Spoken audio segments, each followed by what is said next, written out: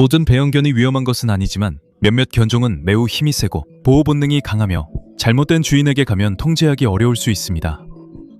이 영상에서는 올바른 훈련과 사회화가 이루어지지 않으면 심각한 위험을 초래할 수 있는 20가지 강력한 견종에 대해 알아보겠습니다. 하지만 시작하기 전에 이 영상 아래 여러분의 반려견이 어떤 견종인지 댓글로 남겨주세요. 만약 아직 반려견이 없다면 어떤 견종을 키우고 싶은지도 알려주세요. 그럼 이제 시작하겠습니다. 20번 강력한 이탈리아 카네 코르소. 카네 코르소는 이탈리아 출신의 크고 근육질인 경비견입니다. 이 견종은 예전 무거운 일을 하던 고대 몰로서 타입의 개들에서 유래되었습니다. 나중에는 집과 농장을 지키는 경비견이 되었고 소를 다루는 데 도움을 주거나 큰 동물을 사냥할 때 동반자가 되었습니다. 카네 코르소라는 이름은 보통 경비견이나 보디가드견이라는 의미와 연관되어 있습니다. 이건 이 견종의 본래 성격과 잘 어울립니다. 카네 코르소는 경계심이 강하고 자신감이 있으며 똑똑하고 가족을 잘 보호하는 것으로 유명합니다. 하지만 명확한 훈련 없이 키우기에는 적합하지 않은 견종입니다. 강아지일 때부터 다른 사람, 장소, 소리, 동물에 익숙해지도록 사회화 훈련을 시켜야 합니다. 만약 집 밖의 환경에 익숙해지지 않으면 카네 코르소는 모든 낯선 사람을 위협으로 생각할 수 있습니다. 앉아, 기다려, 이리와 같은 기본 명령어와 리드줄을 사용한 올바른 산책 훈련도 중요합니다. 체벌이나 위협은 필요하지 않습니다. 차분하고 단호하며 일관된 훈련이 더 효과적입니다. 또한 매일 운동과 정신적인 활동도 필요합니다. 항상 갇혀있고 할 일이 없으면 지루해지거나 파괴적이거나 지나치게 영역의식이 강해질 수 있습니다. 정확한 교합력 수치에 대한 소문은 신뢰할 수 없습니다. 하지만 개인 코소의 몸과 턱이 매우 강하다는 것은 분명합니다. 통제력을 잃으면 심각한 피해를 입힐 수 있습니다. 하지만 올바른 주인을 만나면 차분하고 충성스럽고 사랑스러운 반려견이 될 수 있습니다. 하지만 크기, 힘, 그리고 강한 경계 본능 때문에 초보 견주에게는 적합하지 않습니다. 19번 터키의 독립적인 칸갈 수호견. 칸갈은 터키 출신의 대형 가축 수호견입니다. 이 개의 임무는 양과 다른 가축들을 늑대, 자칼, 그리고 다른 포식자로부터 지키는 것입니다. 이 개는 양을 한 방향으로 몰아가는 목양견이 아닙니다. 조용히 무리 근처에 머물면서 주변을 살핍니다. 위험을 감지하면 즉시 자리를 잡습니다. 보통은 포식자를 겁주기 위해 먼저 짖습니다. 이 개의 목적은 적에 다가오지 못하게 막는 것이지 바로 싸우는 것이 아닙니다. 칸갈은 크고 빠르며 튼튼하고 독립적입니다. 이 개는 항상 명령을 내리는 사람이 없어도 일할 수 있도록 키워졌습니다. 위험을 감지하면 스스로 결정을 내릴 수 있습니다. 이것은 농장에서 매우 좋은 특성입니다. 하지만 이것은 일반 가정집에서는 문제가 될 수 있습니다. 사회화가 부족하면 이 개는 이웃, 손님, 배달원 또는 지나가는 다른 개를 위협으로 여길 수 있습니다. 이 개는 작은 아파트에도 적합하지 않습니다. 넓고 안전한 공간, 규칙적인 운동, 그리고 가축 수호견 품종에 대해 잘 이해하는 주인이 필요합니다. 칸갈이 개 중 가장 강한 물림 힘을 가진다고 자주 말합니다. 하지만 온라인에서 자주 볼 수 있는 정확히 제곱인치당 7743파운드라는 수치를 입증하는 신뢰할 만한 세계 기록은 없습니다. 하지만 자신의 가족과 잘 아는 동물들에게는 차분하고 보호적인 성격을 보일 수 있습니다. 하지만 이 개는 모든 사람을 쉽게 신뢰하지는 않습니다. 이 개는 새로운 사람과 새로운 상황에 신중하게 익숙해지도록 해야 합니다. 올바른 환경에서는 믿음직한 경비견이 될 수 있습니다. 하지만 훈련이 소홀해지면 이 개의 크기와 영역 본능이 심각한 문제가 될 수 있습니다. 18번 강하고 자신감 있는 로트와일러. 로트와일러는 독일 출신의 강인한 작업견입니다. 이 개의 조상들은 예전에 소떼와 함께 이동하는 데 사용되었습니다. 나중에는 로트바일이라는 마을에서 정육점 주인들이 소를 몰고 고기가 실린 수레를 끄는데 이 개를 사용하면서 유명해졌습니다. 그 일에는 힘, 강인함, 지능, 그리고 보호 본능이 필요했습니다.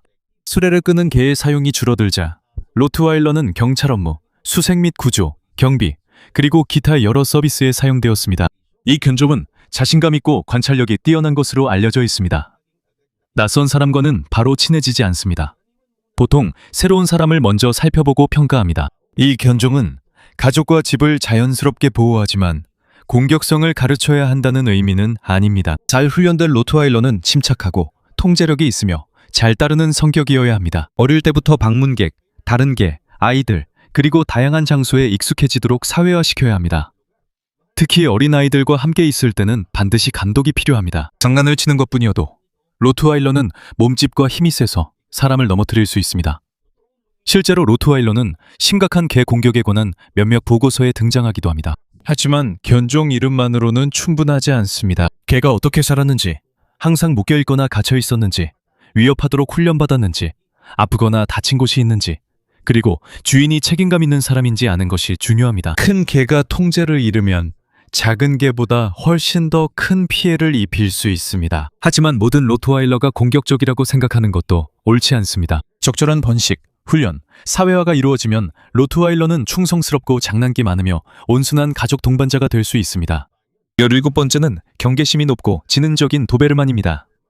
도베르만 핀셔는 1800년대 후반 독일에서 개발되었습니다. 이 개는 세금 징수원 루이스 도베르만의 이름에서 유래했습니다.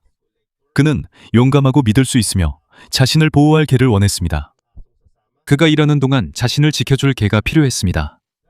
이런 이유로 도베르만은 빠르게 배우고 경계심이 높으며 용감하고 훌륭한 경비견으로 알려지게 되었습니다. 하지만 이 개는 태어날 때부터 공격적인 성격이 아닙니다. 이 개의 성격은 번식, 훈련, 사회화, 건강, 그리고 주인에 대하는 방식에 크게 영향을 받습니다. 도베르만은 매일 신체 운동과 정신적인 활동이 필요합니다.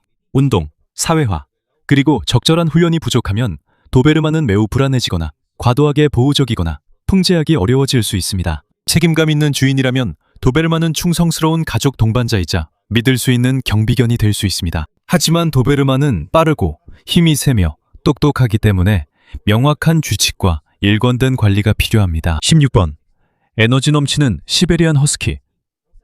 시베리안 허스키는 추운 지역에서 긴 거리를 썰매를 끌며 이동하도록 길러진 작업견입니다. 이 견종은 빠른 속도, 강인함, 그리고 높은 에너지로 유명합니다.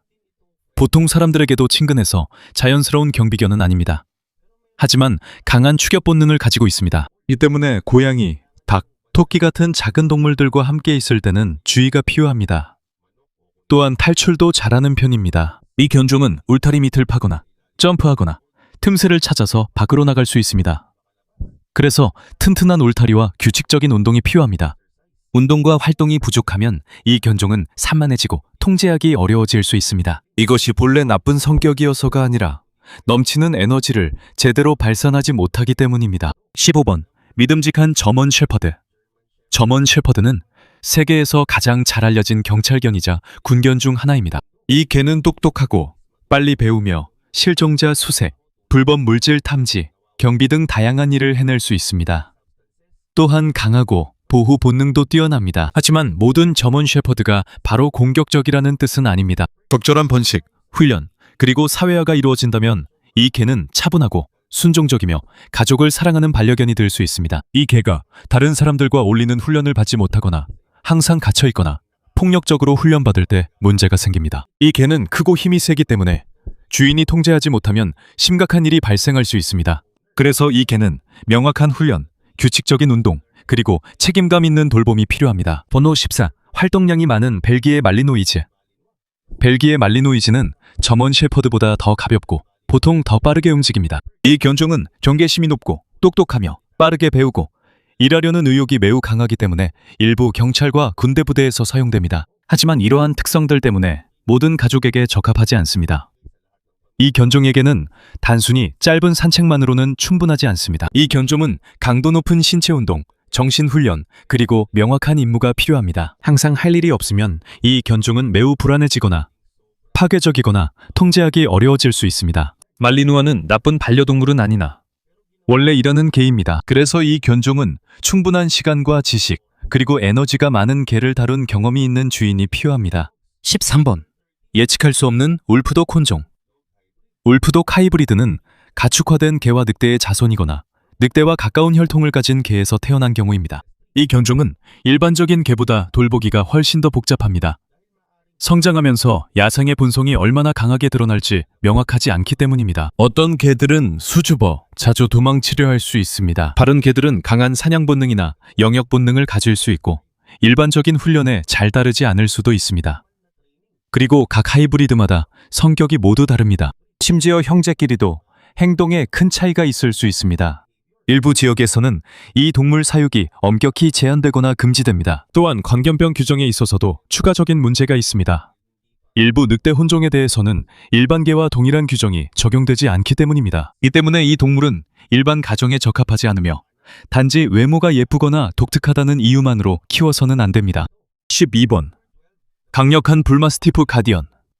불마스티프는 영국에서 사냥터 관리인들이 넓은 땅에서 불법 사냥꾼을 잡는 것을 돕기 위해 개발된 견종입니다. 그 당시에는 조용하고 용감하며 충분한 힘을 가진 개가 필요했습니다. 사람을 넘어뜨리고 경비원이 올 때까지 붙잡아 둘 수 있어야 했죠. 이 때문에 불마스티프는 크고 근육질입니다. 또한 집과 가족을 자연스럽게 보호하는 본능도 가지고 있습니다. 하지만 이 개는 아는 사람들과 함께 있을 때는 대체로 차분하고 애정이 많습니다. 문제는 이 개의 크기입니다. 공격적이지 않더라도 불마스티프가 너무 흥분하면 아이나 노인을 넘어뜨릴 수 있습니다. 이 개는 어릴 때부터 방문객, 다른 개, 그리고 다양한 상황에 익숙해져야 합니다. 거친 훈련은 필요하지 않습니다. 차분하고 단호한 일관된 태도가 더 효과적입니다. 11번. 대형 동물 사냥견 도고 아르헨티노입니다. 도고 아르헨티노는 아르헨티나 출신의 크고 운동신경이 뛰어난 개입니다. 이 개는 멧돼지나 퓨마 같은 대형 동물을 무리지어 사냥하기 위해 만들어졌습니다. 그래서 힘이 세고 용감하며 사냥 본능이 강합니다. 항상 싸움을 좋아한다고 말하는 것은 옳지 않습니다.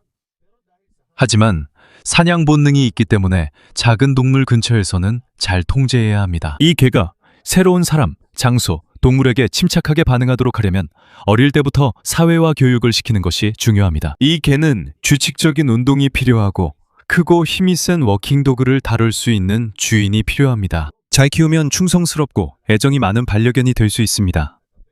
하지만 경험이 없거나 진지하게 훈련할 시간이 없는 주인에게는 좋은 선택이 아닙니다.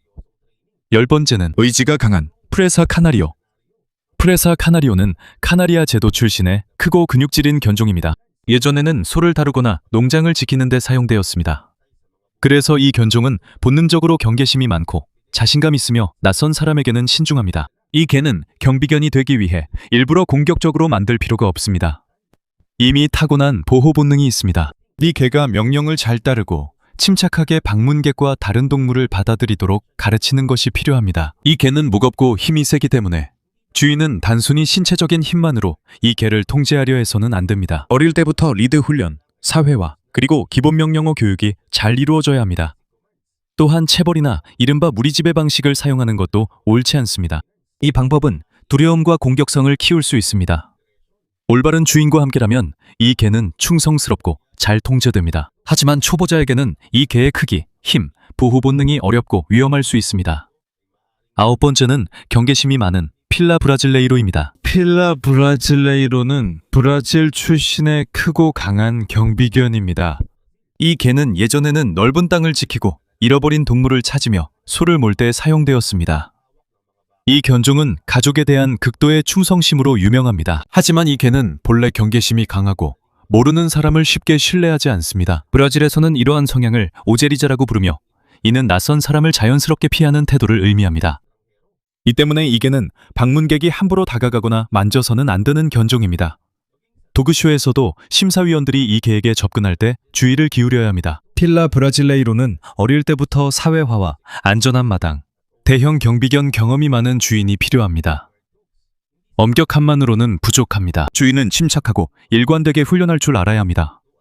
올바르게 키우면 이 개는 가족에게 침착하고 충직한 반려견이 될 수 있습니다. 하지만 이 개는 크고 강한 보호 본능 때문에 대부분의 일반 가정에는 적합하지 않습니다.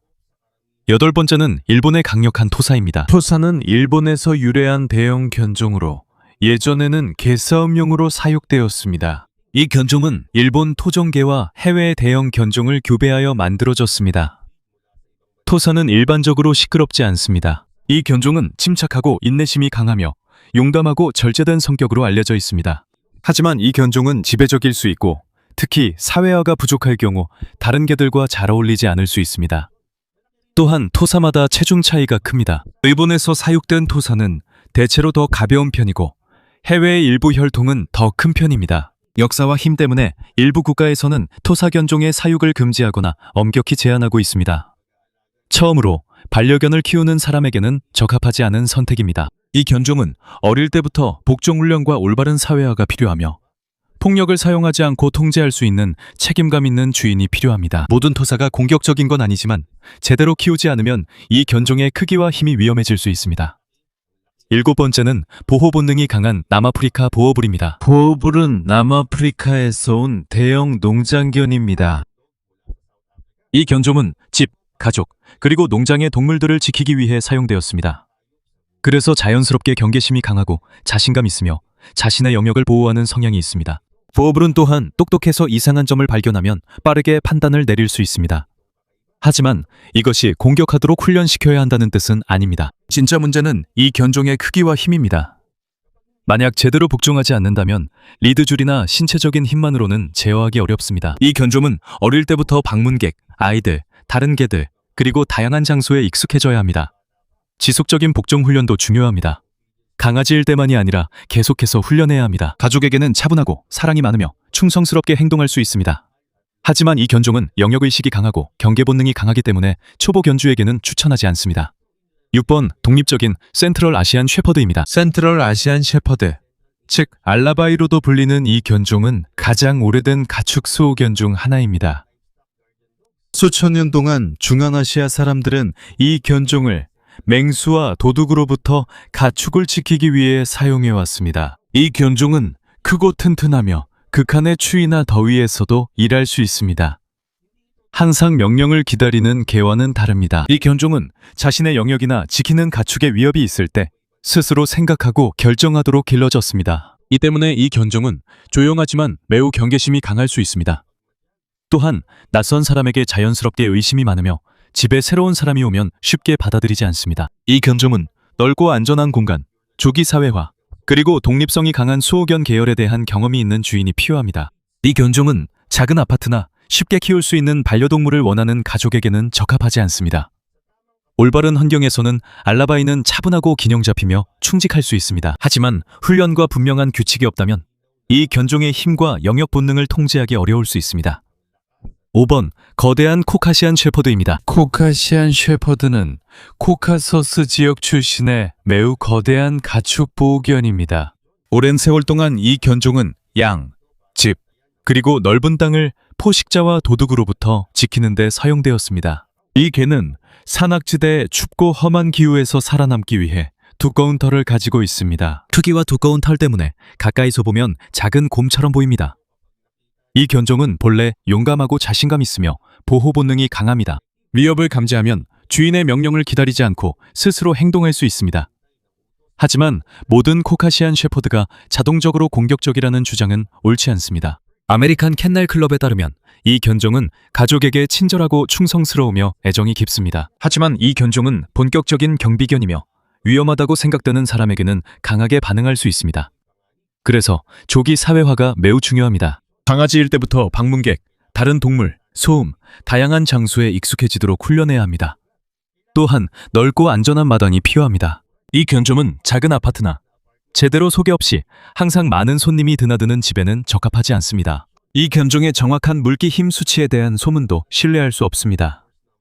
분명한 것은 이 개가 매우 크고 힘이 세다는 점입니다. 통제되지 않으면 큰 피해를 줄 수 있지만 올바른 주인과 함께라면 차분하고 믿음직한 경비견이 될 수 있습니다. 하지만 이 견종은 독립적이고 영역의식이 강하며 반응할 때 제어하기 어렵기 때문에 초보자나 단순히 평범한 가족 반려견을 찾는 사람에게는 적합하지 않습니다.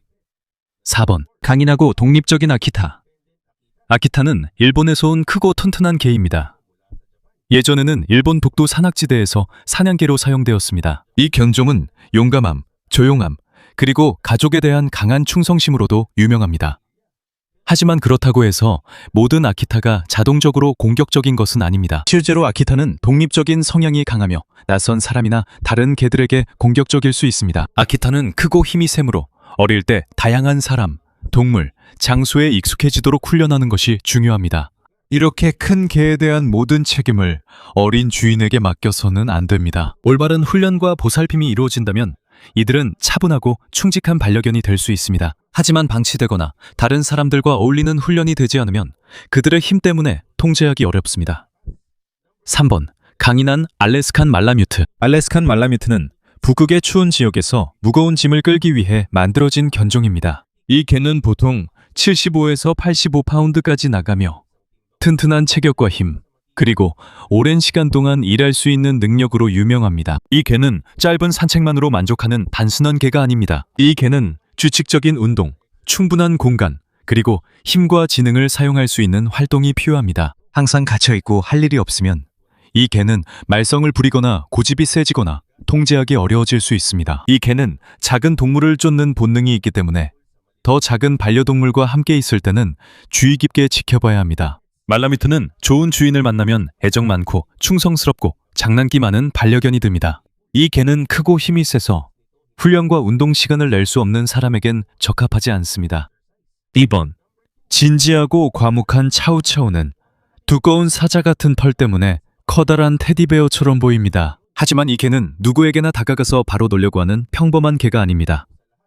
차우는 중국에서 유래한 오래된 견종입니다. 차우는 위험있고 독립적이며 진지하고 낯선 사람들에게는 다소 경계심이 많은 것으로 알려져 있습니다.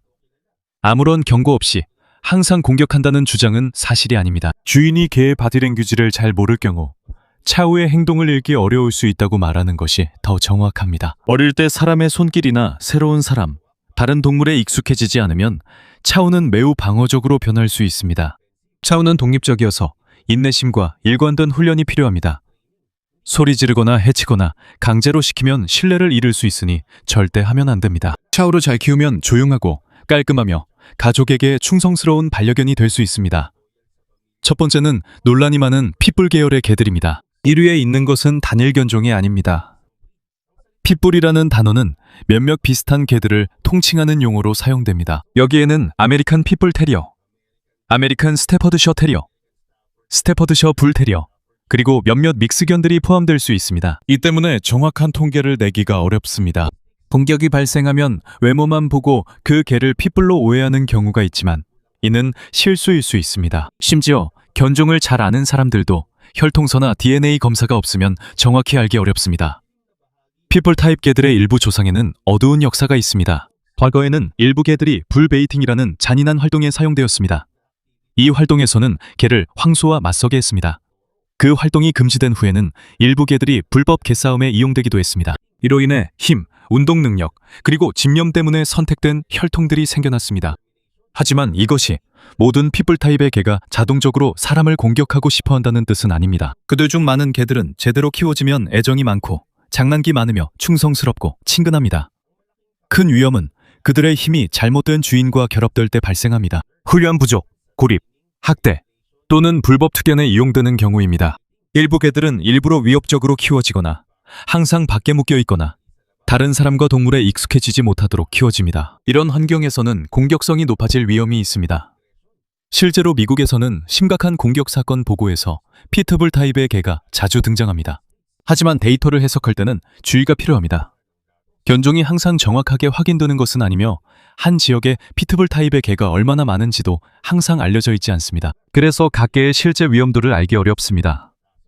피트불이 특별히 강한 턱 힘을 가졌다는 믿음도 사실이 아닙니다. 다른 개들과 마찬가지로 기본적인 턱 구조는 동일합니다. 바로 놓지 않는 것은 힘, 흥분, 두려움, 훈련 또는 특정 개의 성격 때문일 수 있습니다.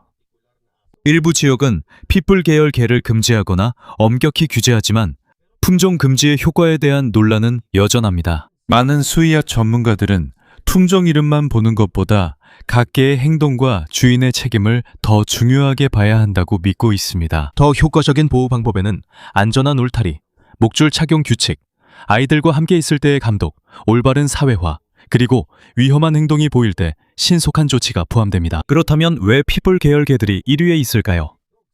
그들 모두가 나쁘기 때문은 아닙니다. 그들이 1위에 있는 이유는 개 공격 문제에서 가장 논란이 많은 그룹이기 때문입니다. 그들은 체격이 강하고 종종 무책임한 주인에게 입양되며 많은 심각한 사건 보고서에 자주 등장합니다. 하지만 개를 머리 모양이나 견종 이름만으로 판단해서는 안 됩니다. 잘 훈련된 핏불 계열 개는 사랑스럽고 통제 가능한 반려동물이 될 수 있습니다. 방치되거나 학대받았거나 일부러 공격적으로 만들어진 개는 어떤 견종이든 위험해질 수 있습니다. 유일한 차이점은 개가 크고 근육질일수록 더 심각한 피해를 입힐 수 있다는 것입니다. 이것이 이 목록에서 가장 중요한 교훈입니다. 이 견종들은 태어날 때부터 괴물이 아닙니다. 이들 대부분은 경비, 사냥, 무거운 짐을 끌거나 사람이나 동물을 보호하기 위해 만들어진 작업견입니다. 하지만 그들은 그런 일에 필요한 크기, 힘, 에너지, 그리고 본능을 가지고 있습니다. 이런 개들이 잘못된 주인에게 가거나 훈련이 없거나 사회화가 부족하면 이 조합은 위험해질 수 있습니다. 그래서 강력한 개를 입양하기 전에 단순히 외모에 반해서는 안 됩니다. 진짜 성격, 필요, 힘, 비용, 그리고 훈련 수준까지 모두 알아봐야 합니다. 결국 개의 행동에 가장 큰 영향을 미치는 것은 단순히 품종만이 아닙니다. 그 개를 키우고 책임지는 사람도 아주 큰 역할을 합니다.